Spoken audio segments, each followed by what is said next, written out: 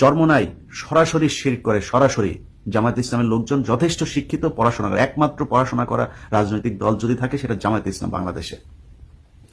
ভেদে মারফত পড়েন, পড়ে তারপরে সিদ্ধান্ত দেন যে চরমোনাইর যারা নেতৃত্ব দিচ্ছে তারা শিরক করছে কি করছে না।